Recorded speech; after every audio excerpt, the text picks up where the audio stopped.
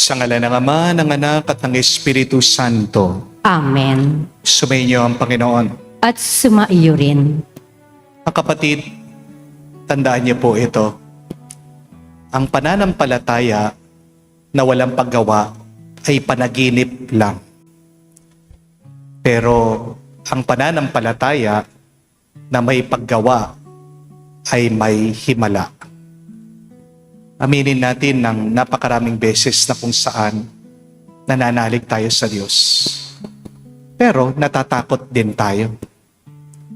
Aminin natin ng marami ding beses na sinasabi natin nagtitiwala tayo sa Diyos.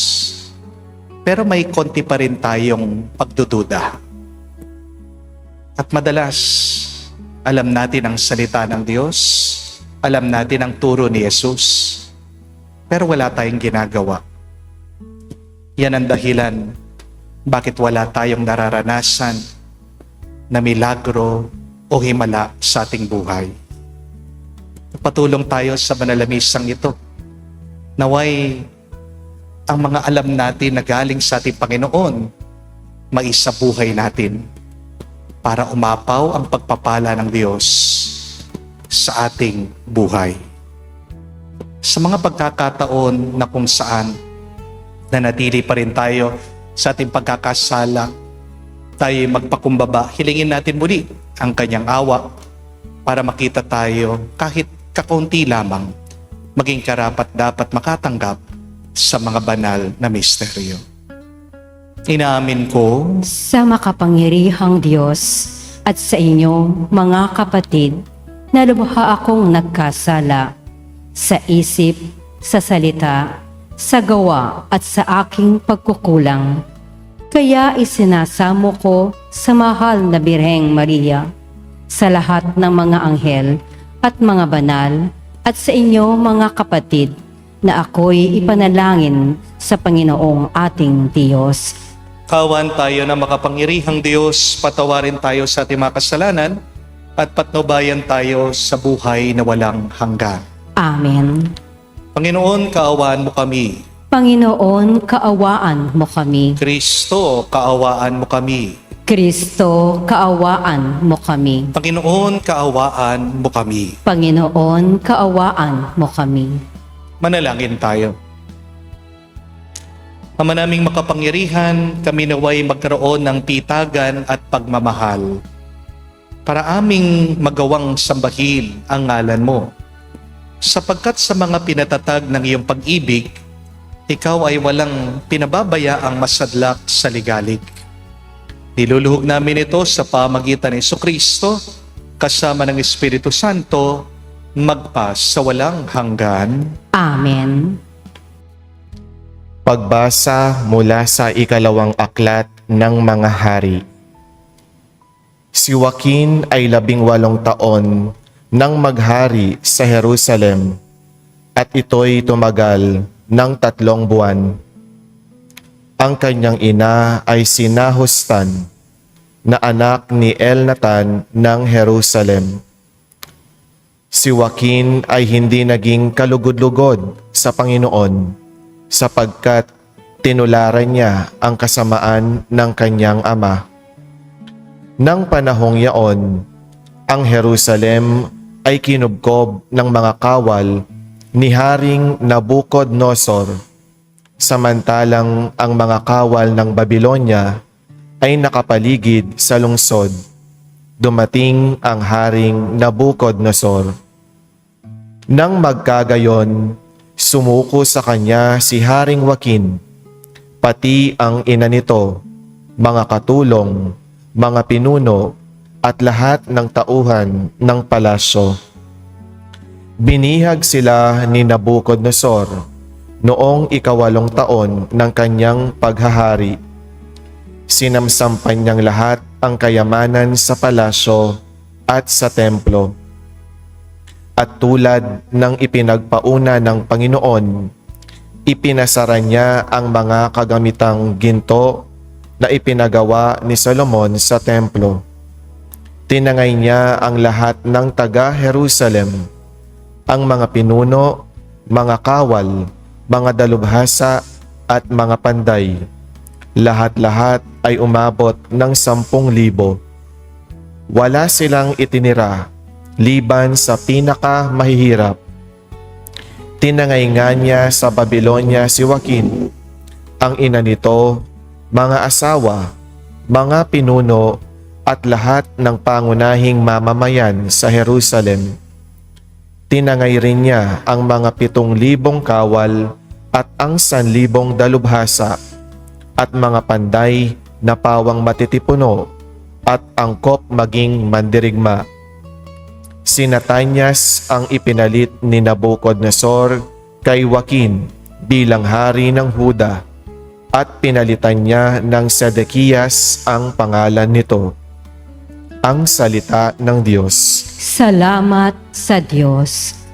Dahil sa ngalan mo poon, iligtas mo kami ngayon. Dahil sa ngalan mo, poon, iligtas mo kami ngayon.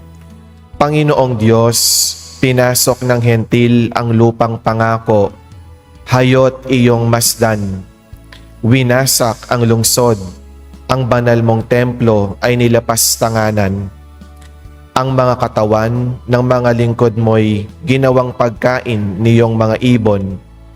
Ang kanilang laman sa mga halimaw ay ipinalamon. Dahil sa ngalan mo, poon, iligtas mo kami ngayon. Dugo ng bayan mo'y ibinubo nila sa buong palibot nitong Jerusalem. Animo ay tubig, sa dami ng patay ay walang naglilibing. Ang kalapit bansang dooy nakasaksi, hindi mapanggilan yaong pagtatawa. Lahat sa palibot ay humahalakhak sa gayong nakita. Iyang iyong galit sa amin, O poon, hanggang kailan ba kaya matatapos?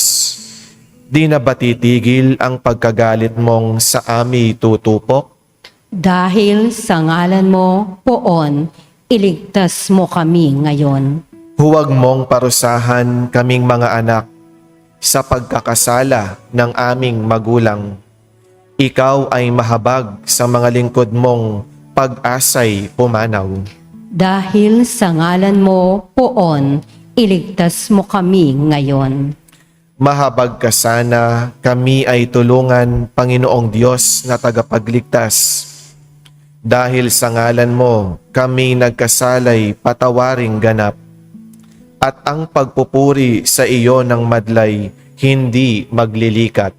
Dahil sa ngalan mo, poon, iligtas mo kami ngayon.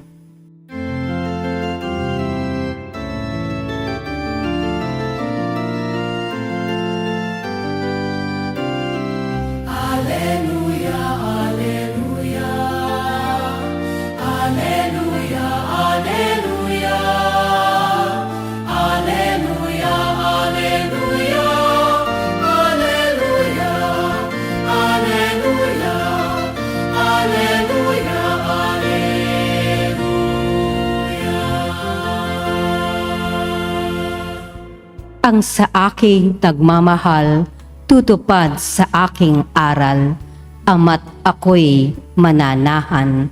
Aleluya, aleluya. Sumainyo ang Panginoon. At sumaiyo rin, Ang mabuting balita ng Panginoon ayon kay San Mateo. papuri sa iyo, Panginoon. Nung panong yun, sinabi ni Jesus sa kanya malagad, "Hindi lahat ng tumatawag sa akin, Panginoon, Panginoon, ay papasok sa kaharian ng langit. Kundi yaon lamang sumusunod sa kalooban ng aking amang nasa langit. Pagdating ng huling araw, marami ang magsasabi sa akin, Panginoon, nangaral po kami at nagpalayas ng mga demonyo at gumawa ng mga kababalaghan sa inyong pangalan. At sasabihin ko sa kanila, kailanman hindi ko kayo nakilala. Lumayo kayo sa akin, mga mapanggawa ng masama." Kaya't ang bawat nakikinig at nagsasagawa ng mga salita kong ito ay matutulad ng isang taong matalino na nagtayo ng kanyang bahay sa ibabaw ng bato. Umulan ng malakas, bumaha at binayo ng malakas na hangin ang bahay na iyon. ngunit hindi nagiba sapagkat nakatayo sa ibabaw ng bato. Ang bawat nakikinig ng aking mga salita at hindi nagsasagawa nito ay matutulad sa isang taong hangal na nagtayo ng kanyang bahay sa buhanginan. Umulan ng malakas, bumaha at binayo ng malakas na hangin ang bahay. Bumagsak ang bahay na iyon at lubusang nawasak. Nang masabi na ni Jesus ang mga pananalitang ito, ang mga tao'y namangha sapagkat nagturo siya na parang isa na may kapangyarihan at hindi tulad ng mga eskriba. Mga kapatid, ang mabuting balita ng ating Panginoon. Pinupuri ka namin, Panginoong Heso Kristo. Magandang araw po muli sa inyong lahat.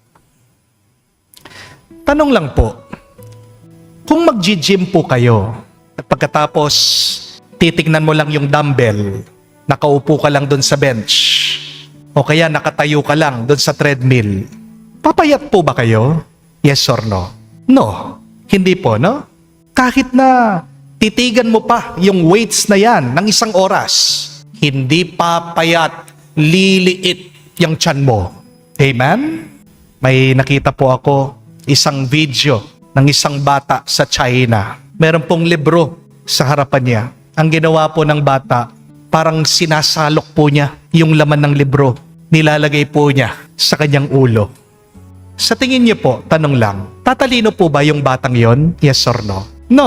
Di po ba? Nung bata po ako, sabi ng lola ko, kapag may quiz ka, ilagay mo sa ilalim ng unan mo yung reviewer mo, yung notebook mo, yung libro mo. Papasok lahat ng sagot dyan sa isip mo. Naniwala po ako. Ginawa ko po. Alam niyo po nangyari? Bumagsak ako. Hindi naman ako nag-aaral eh. Sabi naman po ng lolo ko, kainin mo yung reviewer mo para maging parte mo ang iyong pinag-aralan. Naniwala na naman po ako. Ginawa ko po. Nagpaluto po ako ng lugaw. At doon ko po nilagay yung aking reviewer. Alam niyo po nangyari? Bumagsak na naman ako. Pero ang pagkakaiba lang po, bumagsak akong busog. Mga kapatid, ito po ang katotohanan. Maraming mga tao gusto ng resulta, pero ayaw nilang gawin yung proseso. Marami gusto magkaroon ng diploma, pero ayaw naman nila mag-aral. Marami gustong kumita, pero ayaw magpagod, ayaw magtrabaho. Meron din gustong magkaroon ng masayang pamilya, pero ayaw naman magmahal, ayaw nilang magpatawad. Marami din gustong maging banal, pero ayaw nilang magsakripisyo. Kaya nga po, pag pumunta po kayo sa motel o hotel, may mapapansin po kayo, meron pong Biblia doon po sa tabi ng kama. Pero ang nakakatawa, marami pa ring mga kirida ang katabi doon sa higaan. Meron pong tao naglalagay ng rosaryo sa rear view mirror ng sasakyan. Pero minumura yung mga nakakasabayan nila sa kalsada. Meron pong nagsusuot ng krus, pero puno naman ng galit yung puso nila. Meron naglalagay ng Santo Niño doon sa dashboard nila, pero palagi din ang alak ang sugal sa bahay. Meron tao linggo-linggo nagsisimba, pero linggo-linggo bumabalik din sa parehong kasalanan.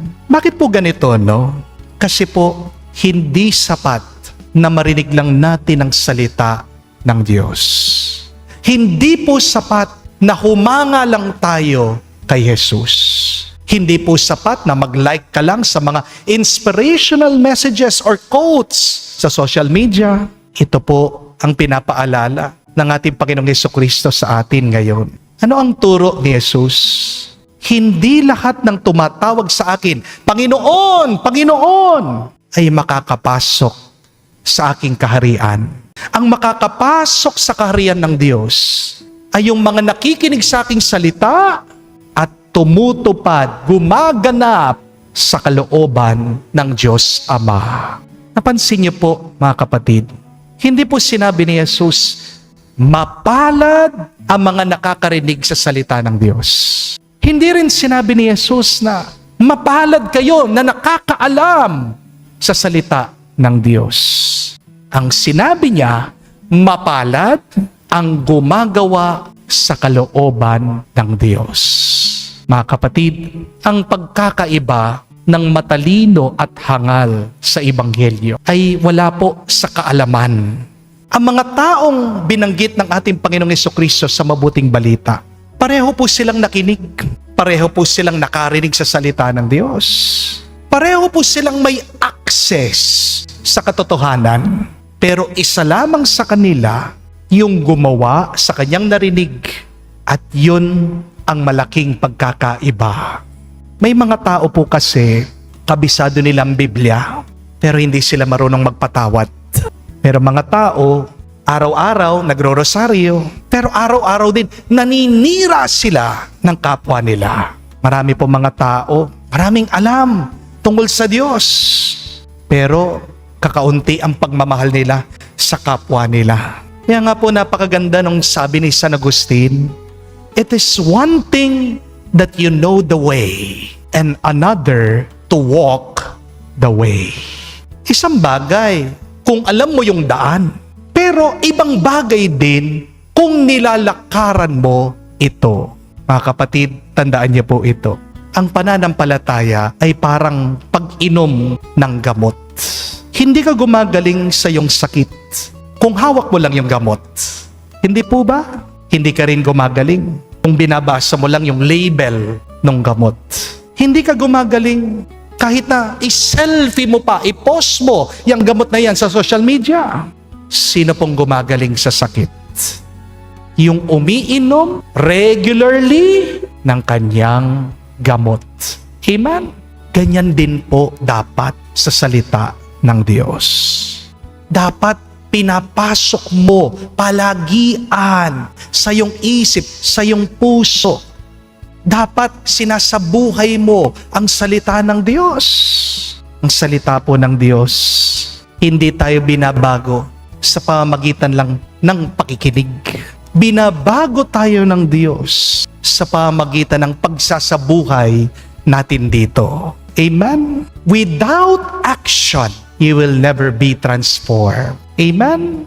Kaya nga po mga kapatid, hindi po ibig sabihin narinig mo na yung homily nung pari, nagiging mabuti ka na. Hindi po ibig sabihin dahil alam mo yung 10 utos, nasusunod ka na dito.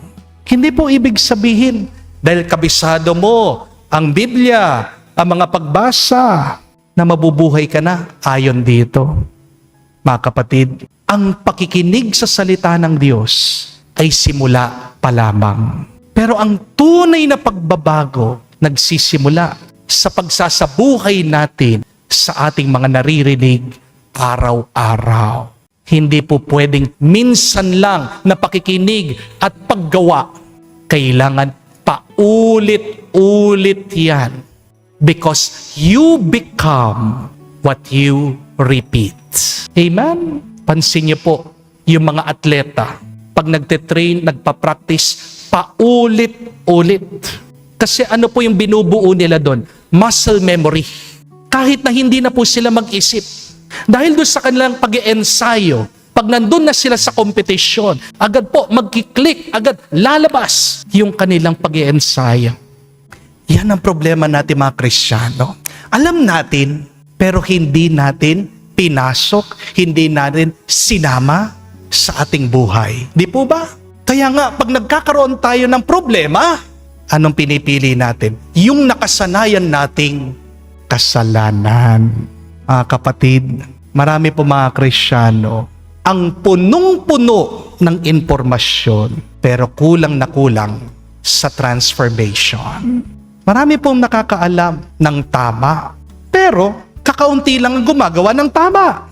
Marami pong nagdarasal, tumatawag dahil ang bigat ng problema nila, sinasabi, Lord, Lord! Pero kakaunti lang talaga yung sumusunod kay Lord. Kaya maganda pong tanungin, mga ilang homily na ba yung aking narinig? Na nakailang misa na ba akong sinamahan, nadaluhan? Nakailang rosaryo, novena na ba akong na ipagdasal. Pero alam niyo, pinakamahalagang tanong ito, may nagbago ba sa iyo? Dahil kung hindi ka rin bumubuti sa iyong pananalangin, sa iyong pakikinig, sa iyong pagsisimba, kapatid, nagsasayang ka lang ng oras.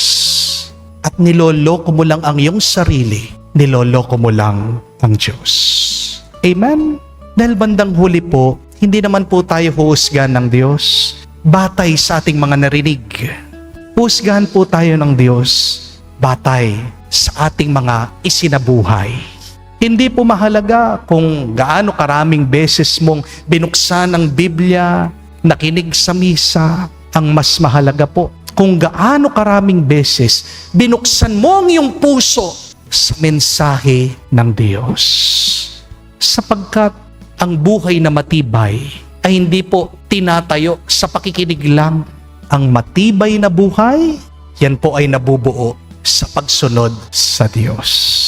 At kapag dumating ang ulan, baha, bagyo, problema, karamdaman, tukso at pagsubok, ang buhay po na nakatayo ay yung buhay na sumunod sa Diyos. Siyang nananatiling nakatindig. My dear friends, remember this. Talk is cheap, but actions are priceless. Walang kwentang salita kung wala kang paggawa. At ang pagsasalita na wala kang ginagawa, pambobola lang yan.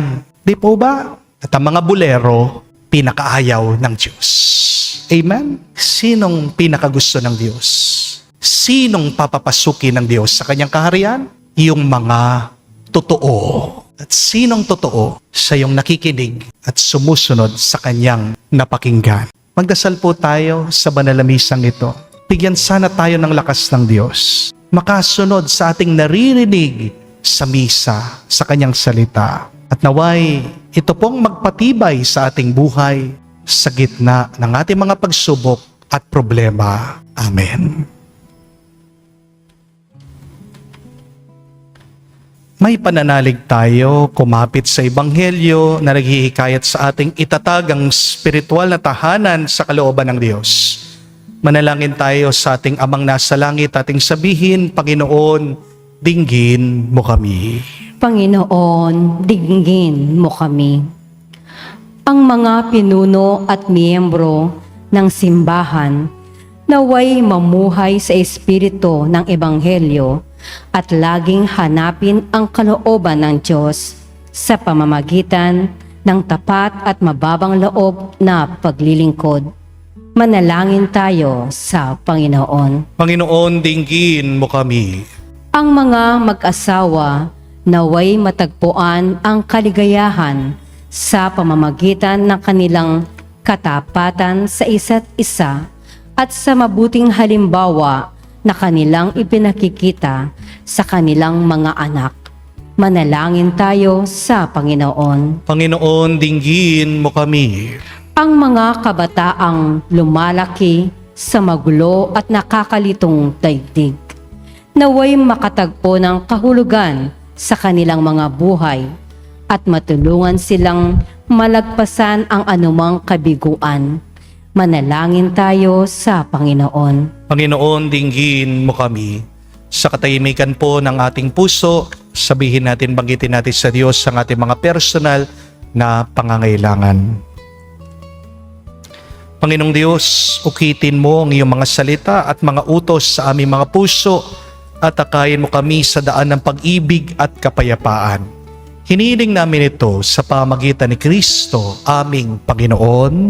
Amen. Ama naming banal, ikaw ang bukalan tanang kabanalan. Kaya't sa pamagitan ng iyong Espiritu, gawin mong banal ang mga kaloob na ito upang para sa amin maging katawan at dugo ng aming Panginoong Heso Kristo.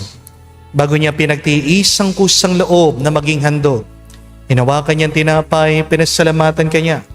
Pinaghati-hati niya iyon, inabot sa kanyang mga alagad at sinabi, tanggapin ninyong lahat ito at kanin. Itong aking katawan na ihahandog para sa inyo.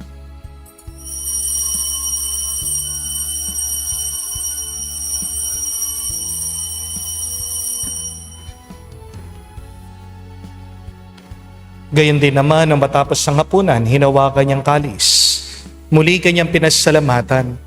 Nabot niya ang kalis sa kanyang malagad at sinabi, "Tanggapin ninyong lahat ito at inumin. Ito ang kalis ng aking dugo, ng bago at walang hanggan tipan. Ang aking dugo na ibubuhos para sa inyo at para sa lahat, sa ipagpapatawad ng mga kasalanan. Gawin ninyo ito sa pag-alaala sa akin."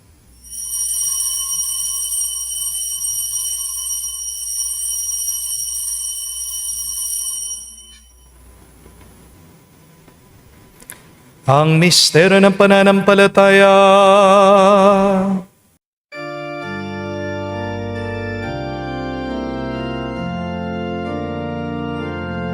Si Kristo ay namatay, si Kristo ay nabuhay,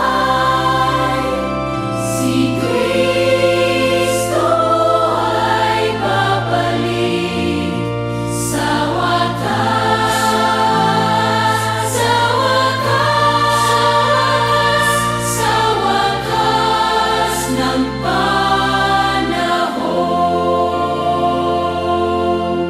Ama, ginagawa namin ngayon ang pag-aalaala sa pagkamatay at muling pagkabuhay ng iyong anak. Kaya tinialay namin sa iyo ang tinapay nagbibigay buhay at ang kalis sa nagkakaloob ng kaligtasan. Kami nagpapasalamat dahil kami yung minarapat na tumayo sa harap mo para maglingkod sa iyo. Sinasamo namin kami magsalo-salo sa katawan at dugo ni Kristo ay mabuklod sa pagkakaisa sa pamagitan ng Espiritu Santo.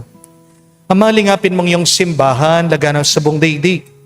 Puspusin mo kami sa pag-ibig.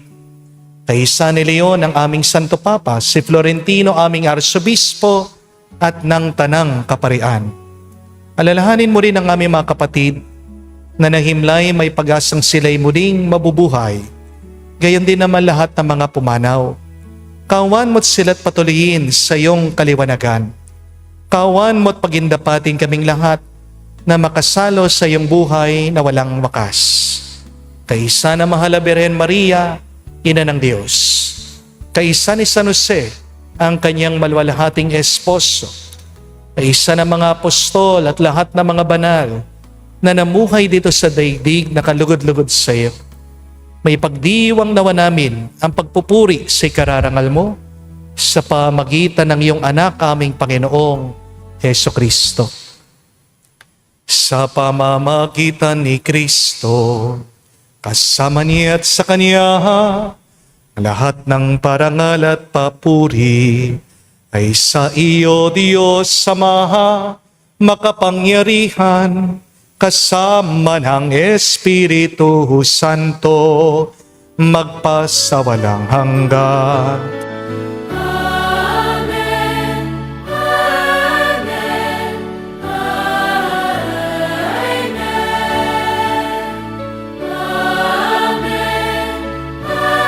Amen, Amen. Sa nakagaling na utos sa turo ni Jesus sa Panginoon natin na Diyos, ipahayag natin ng lakas, loob.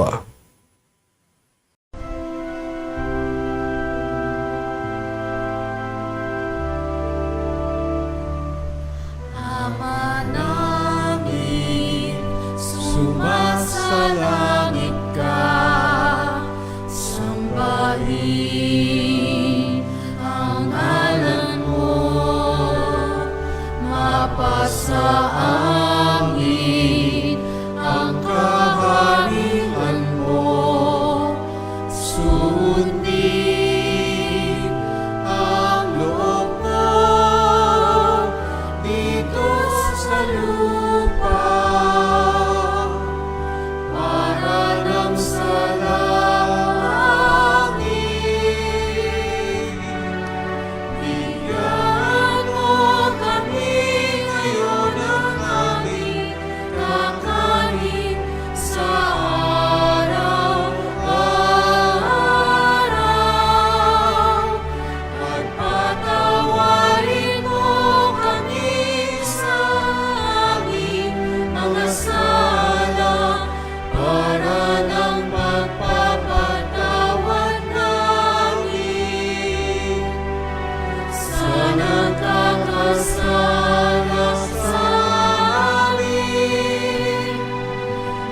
Huwag mo kaming ipahintulot sa tukso at iadya mo kami sa lahat ng masama.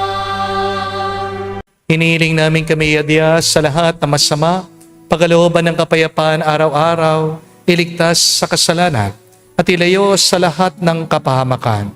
Samantalang aming pinanabikan ang dakilang araw ng pagpapahayag ng tagapagligtas naming si Hesu Kristo. Sapagkat iyo ang kaharian at ang kapangyarihan at ang kapurihan magpakailanman. Amen. Panginoong Hesu Kristo, sinabi mo sa mga apostol, kapayapaan ang iniwan ko sa inyo. Ang aking kapayapaan binibigay ko sa inyo. Tunghayan mo ang aming pananampalataya at huwag ang aming pagkakasala. Pagalooban mo kami ng kapayapaan at pagkakaisa ayon sa iyong kalooban. Kasama ng Espiritu Santo, magpa sa walang hanggan. Amen. Kapayapaan ng Panginoon ay laging sumainyo. At sumaiyo rin. Magbigayan po kayo ng kapayapaan sa bawat isa. Piso niyo po, kapayapaan po sa inyong lahat.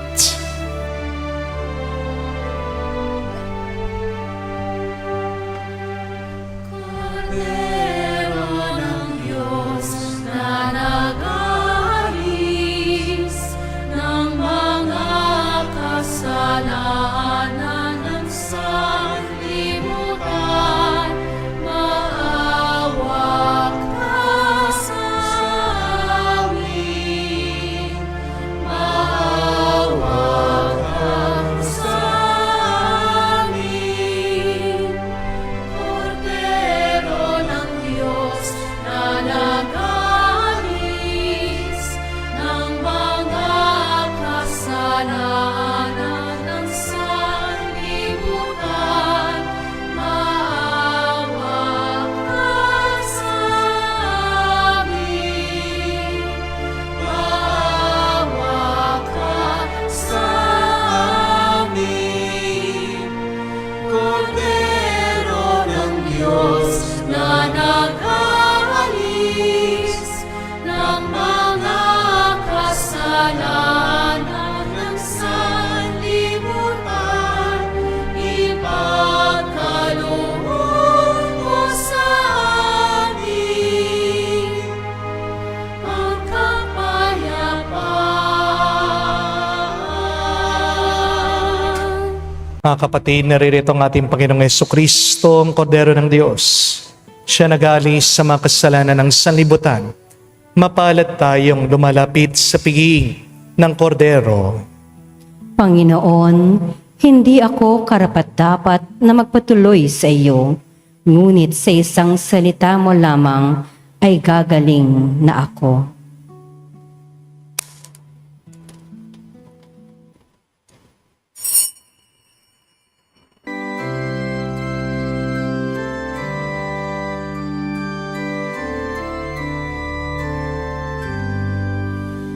Ang wagas na pag-ibig mo'y mahigit mo kaysa buhay, kaya ako'y magpupuri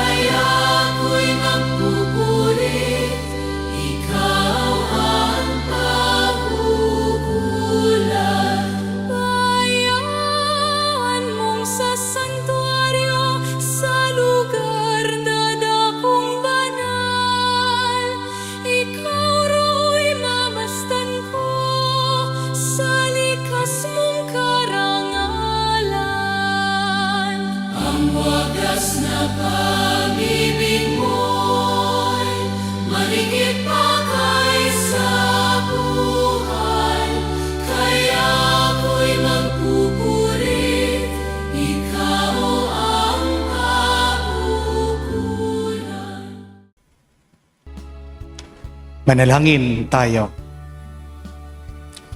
Ama namin mapagmahal, kaming nakikinabang sa katawan at dugo ng iyong anak ay sumasamo sa iyong habag upang ang aming taimtim na ginanap ay maging pagtanggap namin sa tiyak mong pagliligtas. Sa pamagitan ni Jesucristo kasama ng Espiritu Santo, magpa sa walang hanggan. Amen. Sa mga gumagawa po ng electronics o device, may nabasa po ako. Isang palatandaan daw po na gumagana yung pong gamit ay kapag meron itong feedback, kapag meron po itong tugon. Halimbawa, sa mga cellphone niyo po, alam niyo na gumagana yan kapag may naririnig kang tunog, di po ba? Pansinin niyo po yung mga aircon, minsan nilalagyan po nila ng tali, yung grills. Para saan? Para alam mo na merong lumalabas na hangin pag gumagalaw po yung puntali. Di po ba? Ganon din po sa computer. Alam mong gumagana, walang problema yung computer kapag nakikita mo, umiilaw, sumisindi yung makulay niyang ilaw. At maganda din pong pag-isipan yan. Kailangan sa ating pamumuhay bilang mga Kristiyano, dapat may feedback din tayo, hindi po ba? Kapag walang feedback, walang tugon, walang lumalabas na mabuti sa'yo, may sira ka, hindi po ba? May problema ang iyong buhay, pananampalataya. You may have the hardware, you may have the information, pero pag walang action, may problema. Kumbaga sa gamit, nandyan na lahat pero wala itong naitutulong, wala itong nailalabas. Anong tawag niyo doon? Basura. Wala nang kwenta. At wala naman po sa atin dito ang gustong maging basura. Hindi po ba? Talk is cheap, and yet actions are priceless. Kaya yung sanang alam mo, nandyan sa puso mo, naririnig mo ang Diyos, kinakausap ka, gawin mo, sundin mo. Dahil dyan nag-uumpisa ang isang matibay na buhay, isang pinagpalang buhay, isang buhay na napupuno ng himala. Ano yung matagal mo nang iniiwasan? Pero alam mo, yan talagang pinapagawa ng Diyos sa'yo. Gawin mo now na. At huwag ka nang magde-delay. Amen? The quicker that you follow God's commands, His words, the quicker God's blessing will fall upon you.